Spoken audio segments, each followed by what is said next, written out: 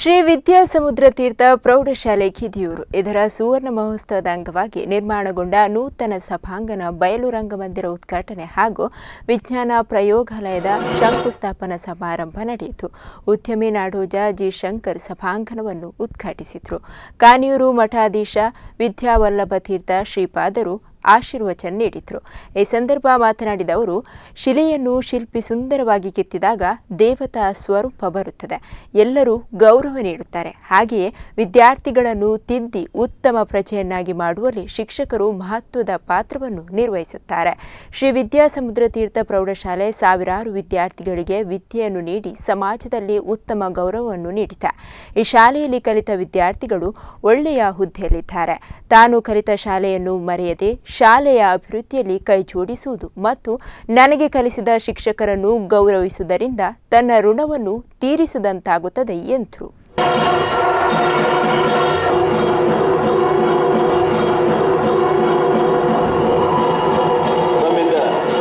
ಹಲವಾರು ಧಾರ್ಮಿಕ ಕ್ಷೇತ್ರಗಳಲ್ಲಿ ಉತ್ತಮ ದೇಗುಲದ ನಿರ್ಮಾಣ ಕಾರ್ಯ ನಡೆದಿದೆ.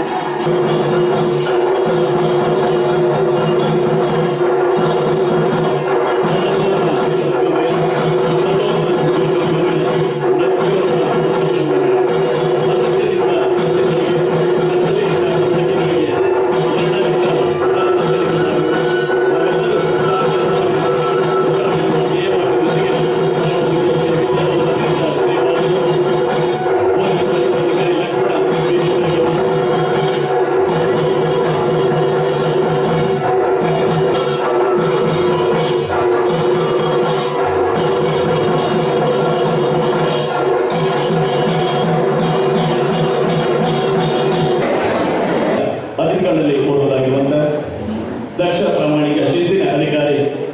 ಇಂಗ್ಲಿಷ್ ಮಾಧ್ಯಮ ಜ್ಞಾನವನ್ನು ನೀಡುತ್ತದೆ. ಗುರುವಿಗೆ ಯಾವಾಗಲೂ ನಾವು ಉತ್ತಮವಾಗಿ ವಂದಿಸುವಂಥ ಗುಣವನ್ನು ಮೈಗೂಡಿಸಿಕೊಡ್ಬೇಕೆನ್ನುವ ಕನ್ನಡ ಮಾಧ್ಯಮ ಪ್ರೌಢಶಾಲೆ ವಿದ್ಯಾ ಸಮುದ್ರ ತೀರ್ಥ ಪ್ರೌಢಶಾಲೆ ಅಂತ ತಕ್ಷಣ ನನಗೆ ನೆನಪಾಗೋದು ನನ್ನ ಸರ್ಕಾರಿ ಪ್ರೌಢಶಾಲೆ. ಯಾಕಂತಂದರೆ ನನ್ನ ಅಭಿಪ್ರಾಯದ ಪ್ರಕಾರ ಮಾತೃಭಾಷೆಯಲ್ಲಿ ಕಲಿತವನಿಗೆ ಬರುವಂತಹ ಅನುಭವ ಏನಿದೆ, ಒಂದು ಬೇರೆ ಭಾಷೆಯಲ್ಲಿ ಕಲಿತವನಿಗೆ ಇರುವಂತಹ ಅನುಭವಕ್ಕೂ ಬಹಳ ವ್ಯತ್ಯಾಸ ಇದೆ. ಮಾತೃಭಾಷೆಯಲ್ಲಿ ಕಲಿತವ ಜೀವನವನ್ನು ಕಲಿತಾನೆ, ಇನ್ನೊಂದು ಭಾಷೆಯಲ್ಲಿ ಕಲಿತವ ಜ್ಞಾನವನ್ನು ಕಲಿಬೋದು, ಆದರೆ ಬದುಕನ್ನು ಕಲಿಯೋದು ಸ್ವಲ್ಪ ಕಷ್ಟ ಆಗುತ್ತೆ.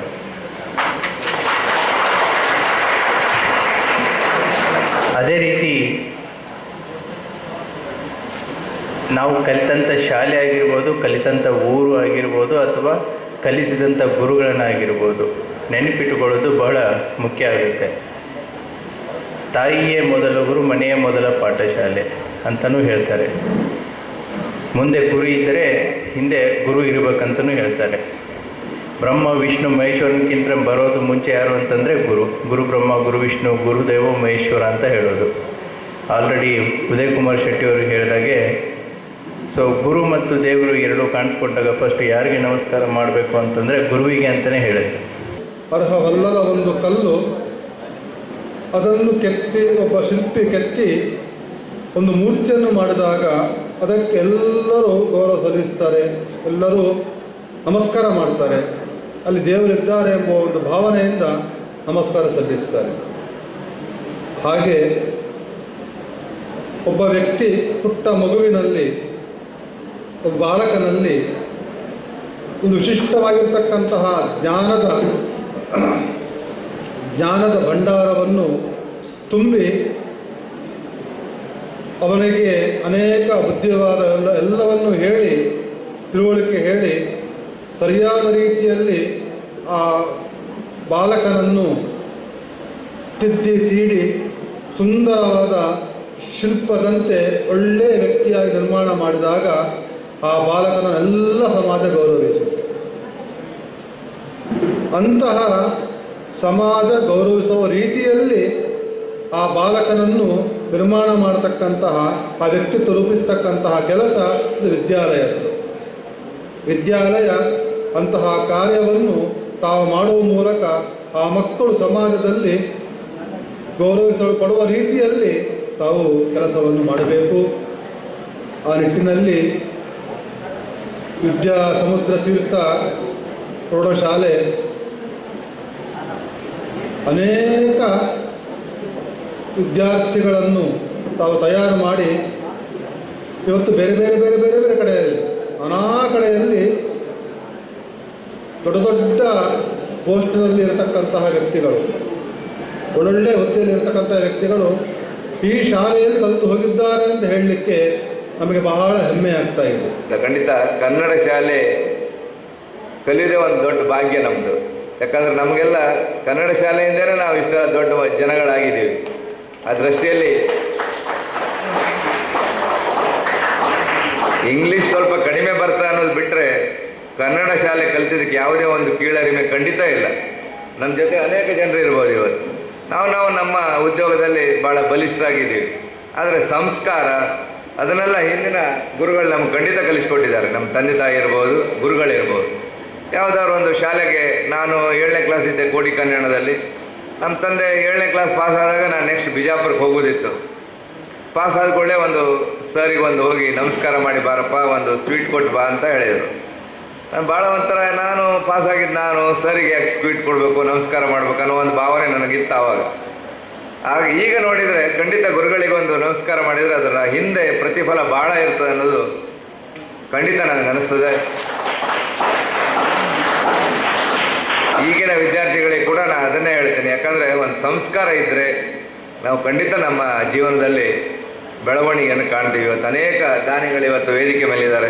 ನಮ್ಮ ಈ ಶಾಲೆ ಶ್ರೀ ವಿದ್ಯಾಸಮುದ್ರ ತೀರ್ಥ ಪ್ರೌಢಶಾಲೆ ಕಳೆದ 50 ವರ್ಷಗಳಿಂದ ಈ ನೆರೆಹೊರೆಯ ಎಲ್ಲರಿಗೂ ವಿದ್ಯಾದಾನ ಮಾಡುತ್ತಾ ಬಂದಿದೆ. ಮತ್ತು ನಮ್ಮ ಶಾಲೆಯಲ್ಲಿ ಈಗ ಪ್ರಸ್ತುತ 120 ಮಕ್ಕಳು ಓದುತ್ತಾ ಇದ್ದಾರೆ.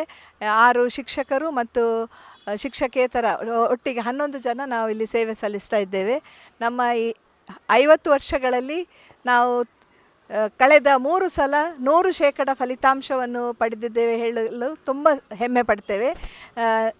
ಇನ್ನು ನಮ್ಮ ಮಕ್ಕಳಿಗೆ ಇರುವಂಥ ಎಲ್ಲ ಸವಲತ್ತುಗಳಂದರೆ ಎಲ್ಲ ನಾವು ಫೀಸ್ನಿಂದ ಹಿಡಿದು ಫೀಸ್, ಯೂನಿಫಾರ್ಮ್, ಬುಕ್ಸ್ ಎಲ್ಲ ನಾವು ಉಚಿತವಾಗಿ ಕೊಡ್ತಾ ಇದ್ದೇವೆ. ಇನ್ನು ವಿಶೇಷವಾಗಿ ನಮ್ಮ ಶಾಲಾ ಮಕ್ಕಳಿಗೆ ಟ್ರಾನ್ಸ್ಪೋರ್ಟ್ ಅಂದರೆ ಮಕ್ಕಳಿಗೆ ಬಸ್ ವ್ಯವಸ್ಥೆ ಕೂಡ ಮಾಡಿದ್ದೇವೆ. ಅದು ಕೂಡ ಉಚಿತ. ಇದು ಬೇರೆ ಕಡೆಗಳಲ್ಲಿ ಇಲ್ಲ, ನಮ್ಮ ಶಾಲೆಯಲ್ಲಿ ನಾವು ಮಾಡಿದ್ದೇವೆ.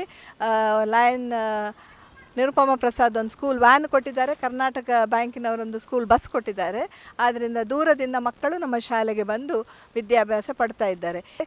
ಎಲ್ಲ ದಾನಿಗಳ ಮೂಲಕ ನಮ್ಮ ಶಾಲೆಗೆ ಎಲ್ಲ ರೀತಿಯ ಇನ್ಫ್ರಾಸ್ಟ್ರಕ್ಚರನ್ನು ನಾವು ನಮ್ಮ ಮಕ್ಕಳಿಗೆ ಒದಗಿಸ್ತಾ ಇದ್ದೇವೆ. ಇನ್ನು 8ನೇ ತಾರೀಕು ಸಾಯಂಕಾಲ ಕೂಡ ನಮ್ಮದು ಸಾಯಂಕಾಲ 6 ಗಂಟೆಯಿಂದ ಪ್ರಾರಂಭವಾಗಿ 6 ಗಂಟೆಗೆ ಉಭಯ ಶಾಲೆಗಳಿಂದ ಸಾಂಸ್ಕೃತಿಕ ಕಾರ್ಯಕ್ರಮ ಉಂಟು ಮತ್ತು ಪ್ರೌಢಶಾಲಾ ಮಕ್ಕಳ ಯಕ್ಷಗಾನ ಉಂಟು. ಆಮೇಲೆ 7ವರೆಗೆ ಇದು ಫಸ್ಟ್ ಸಾಂಸ್ಕೃತಿಕ ಕಾರ್ಯಕ್ರಮ ಆದ ಮೇಲೆ 7ವರೆಗೆ ಸಭಾ ಕಾರ್ಯಕ್ರಮ.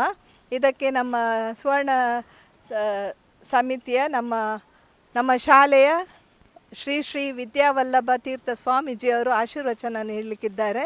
ಅದೇ ರೀತಿ ನಾಡೋಜ ಡಾಕ್ಟರ್ ಜಿ ಶಂಕರ್ ಅವರು ಉದ್ಘಾಟನೆ ಮಾಡ್ತಾರೆ. ನಮ್ಮ ಸುವರ್ಣ ಸಂಭ್ರಮದ ಅಧ್ಯಕ್ಷರಾದ ಉದಯ್ ಕುಮಾರ್ ಶೆಟ್ಟರು ಕೂಡ ಅಧ್ಯಕ್ಷತೆಯನ್ನು ವಹಿಸ್ಕೊಳ್ತಾ ಇದ್ದಾರೆ. ಮತ್ತು ಇನ್ನು ನಮ್ಮ ಸುವರ್ಣ ಸಂಭ್ರಮ ಸಮಿತಿಯ ಮುಖ್ಯ ಕಾರ್ಯದರ್ಶಿಗಳಾದ ಗುಂಡು ಅಮೀನ್ರು ಕೂಡ ನಮ್ಮ ಎಲ್ಲ ಕೆಲಸ ಕಾರ್ಯಗಳಿಗೆ ತುಂಬ ಸಹಕಾರವನ್ನು ನೀಡ್ತಾ ಇದ್ದಾರೆ. ಇದಾದ ಮೇಲೆ 9 ಗಂಟೆ ರಾತ್ರಿಗೆ ನಮ್ಮ ಶಾಲೆಯಲ್ಲಿ ನಾಟಕವನ್ನು ಇಟ್ಟುಕೊಂಡಿದ್ದೇವೆ. ಮಂಗಳೂರು ಮಿಜಾರ್ ಅವರಿಂದ ಒಂದು ಒಳ್ಳೆಯ ಹಾಸ್ಯಮಯ ತುಳು ನಾಟಕವನ್ನು ಕೂಡ ನಾವು ಏರ್ಪಡಿಸಿದ್ದೇವೆ. ಇನ್ನು ನೆಕ್ಸ್ಟ್ ಮರುದಿವಸ 9 ಗಂಟೆಗೆ ಸಾಯಂಕಾಲ 6 ಗಂಟೆಗೆ ಪ್ರಾರಂಭವಾಗಿ ಯಕ್ಷಗಾನ ನೃತ್ಯ ವೈಭವ ಇದನ್ನು ಕೂಡ ನಾವು ಮಕ್ಕಳಿಂದ ಮಾಡಿಸ್ತಾ ಇದ್ದೇವೆ. ಆನಂತರ 8 ಗಂಟೆಗೆ ಸಭಾ ಕಾರ್ಯಕ್ರಮ.